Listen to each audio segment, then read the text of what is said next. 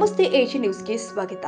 ಉತ್ತರ ಕರ್ನಾಟಕ ಹಾಗೂ ನೆರೆ ರಾಜ್ಯಗಳ ಭಕ್ತರ ಆರಾಧ್ಯ ದೈವವಾಗಿರುವ ತಾಲೂಕಿನ ಮೈಲಾಪುರದ ಬೆಟ್ಟದ ಮೇಲಿರುವ ಗುಹಾಂತರದಲ್ಲಿ ನೆಲೆಸಿರುವ ಮೈಲಾರಲಿಂಗೇಶ್ವರನ ಜಾತ್ರೆ ಬುಧವಾರ ಮಕರ ಸಂಕ್ರಮಣ ದಿನದಂದು ಸಹಸ್ರಾರು ಭಕ್ತರ ಮಧ್ಯೆ ಶಾಂತಿಯುತವಾಗಿ ಜರುಗಿದೆ. 7 ಕೋಟಿ ಮಲ್ಲಯ್ಯಗೆ ಜೈ, ಮೈಲಾರಲಿಂಗಗೆ ಜೈ. ಮಕರ ಸಂಕ್ರಮಣದ ಈ ಸುದಿನವಾದ ಬುಧವಾರ ಮೈಲಾಪುರದ ಶುಂಭಿಲ್ಲ ಭಂಡಾರದ ಓಕುಳು ಎರಚಿ ಮೈಲಾರಲಿಂಗನ ಜಾತ್ರೆ ಮಾಡಿದ ಲಕ್ಷ ಭಕ್ತಗಣ ಗುಡ್ಡದ ಕೆಳಗಿನ ಹೊನ್ನಕೆರೆ ದಂಡೆಯ ಪಕ್ಕದ ಮೈಲಾಪುರದಲ್ಲಿ ಇರುವೆಗೂ ಹೆಜ್ಜೆ ಇಡಲು ಆಗದಷ್ಟು ಮಲ್ಲಯ್ಯನ ಭಕ್ತರ ಕಿಕ್ಕಿರಿದು ತುಂಬಿದ್ರು.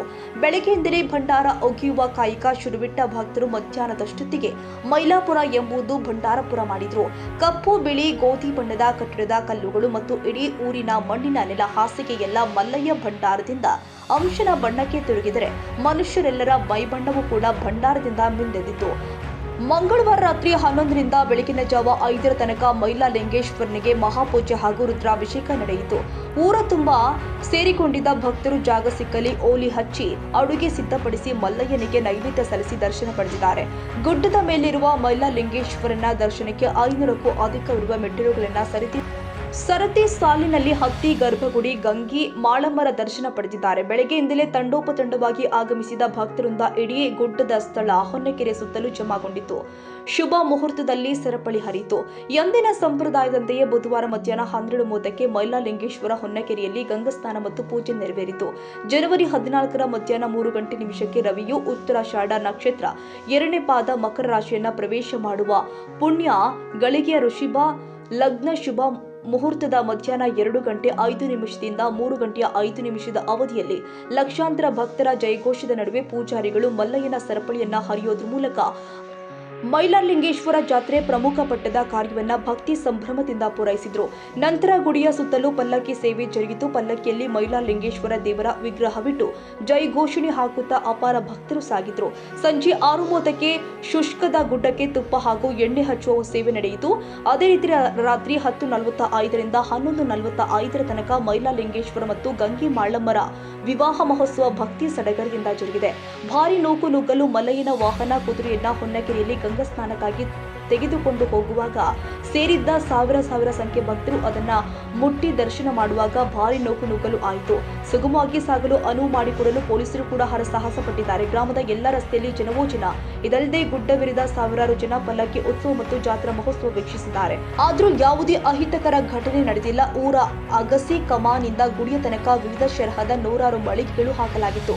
ದರ್ಶನ ಪಡೆದ ಎಸ್ಪಿ ಮೈಲಾರಲಿಂಗೇಶ್ವರ ಜಾತ್ರೆಯ ಪ್ರಮುಖ ದಿನವಾದ ಬುಧವಾರ ಡಿಸಿ ಹರ್ಷಲ್ ಬೋರಿಯಾ, ಎಸ್ಪಿ ಪೃಥ್ವಿ ಶಂಕರ್, ಹೆಚ್ಚುವರಿ ಎಸ್ಪಿ ಧರಣೇಶ್ ಸೇರಿ ಹಿರಿಯ ಅಧಿಕಾರಿಗಳು ಕುಟುಂಬ ಸಮೇತ ದರ್ಶನ ಪಡೆದಿದ್ದಾರೆ. ನಂತರ ಜಾತ್ರಾ ಮಹೋತ್ಸವ ಅಚ್ಚುಕಟ್ಟಾಗಿ ನಡೆಯುವಂತೆಯೇ ಸಕಲ ಸಿಬ್ಬಂದಿಯೊಂದಿಗೆ ಮಾಡಿದ್ರು. ಎಲ್ಲೆಡೆ ಬಿಗಿ ಬಂದೋಬಸ್ತ್. ಜಾತ್ರೆ ಸುಗಮವಾಗಿ ಸಾಗಲು ಜಿಲ್ಲಾಡಳಿತ ಭಾರಿ ಬಂದೋಬಸ್ತ್ ಮಾಡಿತ್ತು. ಕಳೆದ 3-4 ದಿನಗಳಿಂದ ಮೈಲಾರಪುರದಲ್ಲಿಯೇ ಅಧಿಕಾರಿ ಮತ್ತು ಪೊಲೀಸ್ ಸಿಬ್ಬಂದಿ ಬೀಡು ಬಿಟ್ಟು ಎಲ್ಲಿ ಲೋಪ ಆಗದಂತೆಯೇ ನಿರ್ವಹಿಸಿತ್ತು. ಈ ಹಿಂದೆ ಪಲ್ಲಕ್ಕಿ ಮೆರವಣಿಗೆಗೆ ಕುರಿಮರಿಗಳನ್ನ ಭಕ್ತರು ಹಾರಿಸಿ ತಮ್ಮ ಹರಕೆಗಳನ್ನ ಈಡೇರಿಸಿಕೊಳ್ತಾ ಇದ್ರು. ಆದರೆ ಜಾತ್ರೆಯಲ್ಲಿ ಪ್ರಾಣಿ ಹಿಂಸೆಯಾಗ್ತಾ ಇದೆ. ವ್ಯಾಪಕ ದೂರಿನ ಮೇಲೆ ಜಿಲ್ಲಾಡಳಿತ ಹಲವಾರು ವರ್ಷಗಳಿಂದ ಕುರಿಮರಿ ಹಾರಿಸುವುದನ್ನು ನಿಷೇಧ ಮಾಡಿದೆ. ಆದರೂ ಗ್ರಾಮೀಣ ಭಾಗದ ಭಕ್ತರು ಜಾತ್ರೆಗೆ ತಮ್ಮ ಕುರಿಮರಿಗಳನ್ನ ತರುವುದನ್ನು ಮಾತ್ರ ಬಿಟ್ಟಿಲ್ಲ. ಹೀಗಾಗಿ ಜಿಲ್ಲಾಡಳಿತ ದೇವಸ್ಥಾನಕ್ಕೆ ಆಗಮಿಸುವ 4 ರಸ್ತೆಯಲ್ಲಿ ಪಶುಸಂಗೋಪನಾ ಇಲಾಖೆ ಸೇರಿ ಹಲವಾರು ಇಲಾಖೆಗಳ ಅಧಿಕಾರಿಗಳನ್ನ ನೇಮಕ ಮಾಡಿ ಚೆಕ್ ಪೋಸ್ಟ್ಗಳನ್ನ ಸ್ಥಾಪಿಸಿ ಮಂಗಳವಾರ ಸಂಜೆಯಿಂದಲೇ ಜಾತ್ರೆಗೆ ಬರುವ ಭಕ್ತರನ್ನ ತಪಾಸಣೆ ಮಾಡಿ ಅವರು ತಂದಿದ್ದ ಕುರಿಮರಿಗಳನ್ನ ವಶಕ್ಕೆ ಪಡೆದುಕೊಂಡು ಕಟ್ಟುನಿಟ್ಟಿನ ನಿಯಮ ಪಾಲಿಸಿದ್ದಾರೆ. ಅವುಗಳನ್ನು ಜಿಲ್ಲಾ ಪಶು ಆಸ್ಪತ್ರೆಗೆ ಸಾಗಿಸಿ ಪೋಷಣೆ ಮಾಡಲಾಗ್ತಾ ಇದೆ. ಗುರುವಾರ ಬೆಳಿಗ್ಗೆ ಹರಾಜು ಮೂಲಕ ಕುರಿಮರಿಗಳನ್ನ ಮಾರಾಟ ಮಾಡಲಾಗುತ್ತೆ. ಅದರಿಂದ ಬರುವ ಆದಾಯದ ಹಣವನ್ನ ದೇವಸ್ಥಾನದ ಖಾತೆಗೆ ಜಮೆ ಮಾಡಲಾಗುತ್ತೆ ಅಂತ ಪಶುಸಂಗೋಪನಾ ಇಲಾಖೆ ಸಹಾಯಕ ನಿರ್ದೇಶಕ ಡಾ ಶರಣ ಭೂಪಾಲ್ ರೆಡ್ಡಿ ನಾಯ್ಕಲ್ ತಿಳಿಸಿದ್ದಾರೆ. Nizamuddin Yadagiri, AJ news.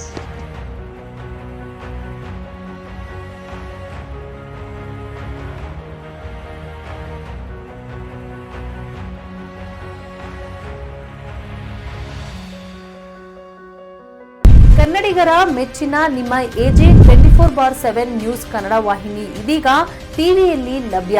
ವೇಳೆ ನೋಟಿಸ್ ಕೊಟ್ಟಿದ್ರೆ ವಾಪಸ್ ತಗೋತೀವಿ.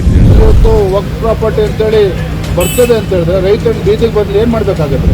ಯಾರು ವೋಟ್ ಹಾಕಲಿಲ್ಲ ಅಂದ್ರೆ ಗ್ಯಾರಂಟಿನೆಲ್ಲ ಸ್ಟಾಪ್ ಮಾಡ್ಬಿಡ್ತೀವಿ. ಮತ್ತೊಂದು ಹೆಸರೇ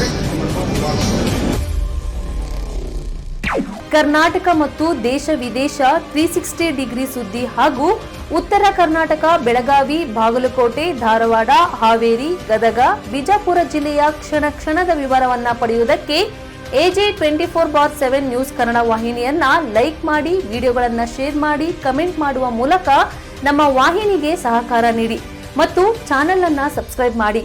ಧನ್ಯವಾದಗಳು.